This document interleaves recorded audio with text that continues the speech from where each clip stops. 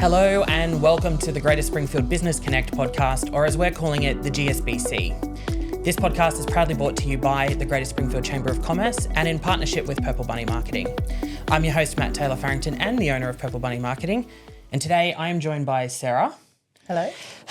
From the Hotel Commonwealth. I'll get the name right because I got it wrong at the awards night when we were chatting. Sorry. That's okay. But we'll dive straight into it and we're going to talk about the exciting project that you're undertaking with the Hotel Commonwealth. So before we get too far into that, can you share a bit of history behind the Hotel Commonwealth? Because obviously it has been in Ipswich for some time. It has. Built in 1910, Yep. and it's had numerous owners. There's been a lot of female publicans that have been at the helm, so I'm excited that I'm the next one, you Yes. know. It has gone through 2 world wars, 2 global pandemics, Yep. multiple natural disasters. Yes. Hope, touch wood, no more. Yes. And in July 1989, as part of this, so they redid the mall. Yep. And as part of that, the people that owned the pub at the time decided that they would renovate as well. So they renovated and rebranded. So in July 89, it became Murphy's Town Pub, which Yes. a lot of people know it as Murphy's. Murphy's. It was sort of the place you went to when there were nightclubs in Ipswich. You'd go to Murphy's and have a couple of pre-drinks and then you'd head into a nightclub. Yes. So it was Murphy's for a while. Yep. And then in there's different reasons why people say it happened, but there was subsidence, and so it started to crack down the front. So the crack went from the top to the bottom and became uninhabitable. So the council bought the building in 2014 Yes. for $400,000. Yeah. Bargain in today's standard. 100%, yeah. And it sort of stood there until the council then decided that they would get it to a stage where they could get a tenant in it. Yes. And that's where we're at today. Yeah. And I guess that leads into our next question, which was about the facade, because I did read an article in there where it actually had to be pulled down, and I believe it stayed at some council holding yard, and they actually restored it back to its original form and then reinstalled it. Is that correct? Yeah. So the crack went from the very top to the very bottom, and at the top you could actually fit your arm through that's how wide the crack was. Yeah, it was wow. massive. Yeah.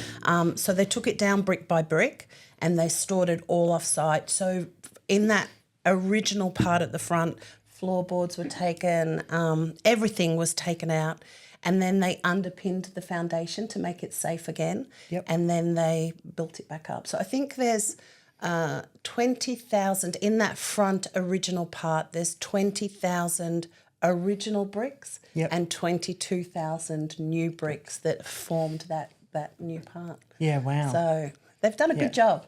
Yeah, they have. It's going to be exciting to see it once it opens, and be able to walk through the doors.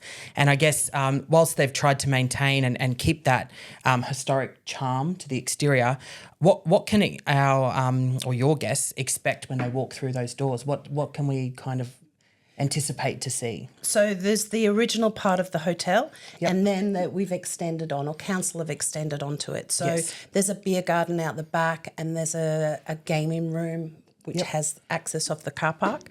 So we're paying homage to the past, Yes. but also bringing a modern twist. So you know, think bottle greens and golds and marble and wrought iron. I use the word glamorous a lot. It's glamorous. Every time I say, it's going to be so glamorous. It's going to be so glamorous. So it will be beautiful. But, you know, we have given that nod. In our decor, we have very much kept so it feels warm and old but still modern. Yeah, lovely. Okay, so What kind of experience can visitors look for in the terms of food, drinks, entertainment? What are we going to expect?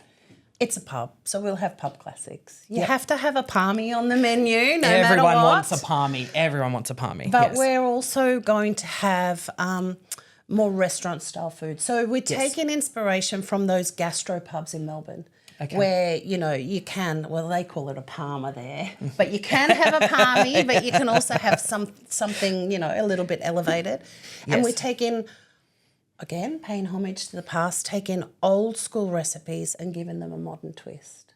Awesome. So, it's been fun finding things out. In 1910, which is when the pub was built, it's when the first recipe of Anzac biscuits is documented. Yep. So I want to tie the two together and have a signature dessert with an Anzac biscuit crust. Do you know what I mean? Lovely. So just little things that link in the past but are not necessarily a bangers and mash. You can get a bangers and mash as a pub classic. We might do something a little bit different. You know? Yeah, nice. Yeah. All right, so how does the Hotel Commonwealth plan to contribute to the local community? And what role do they envision it playing for Ipswich and its surrounding businesses when it comes to tourism and in that space, I guess? Yeah.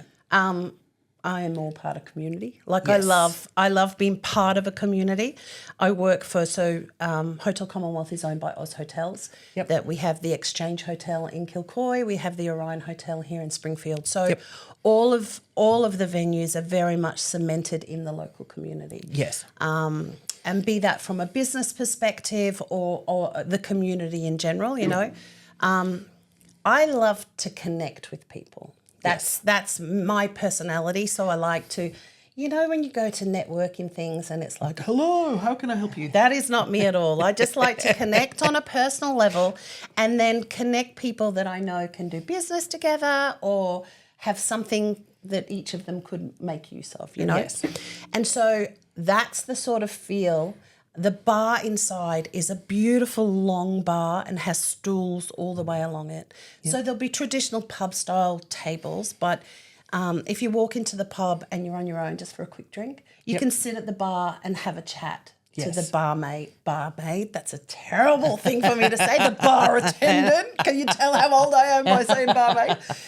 You can chat to the bar attendant and just make a connection. And that's what we will be instilling in the staff, that, to connect with the customer is all about good customer service. Yeah, so it's bringing back some of those old school ideals and connections that you would have once upon a time before all the apps and networking and social media where you would actually go out and network and meet people. Yeah, absolutely. And we've got a membership, so anybody can become a member at the pub. Yep. And you swipe a membership card and you get a discount if you're a member, and you accumulate points that you can redeem for food or bev. And so what we've done, we had a lot of people wanting us to sponsor, and we'd love to sponsor everyone, but it's just not feasible. Yes. And so what we've done is we've created a sports membership. Yep. And it's a sponsorship. So let's say, I don't know, ABC Hockey Club come in and they register.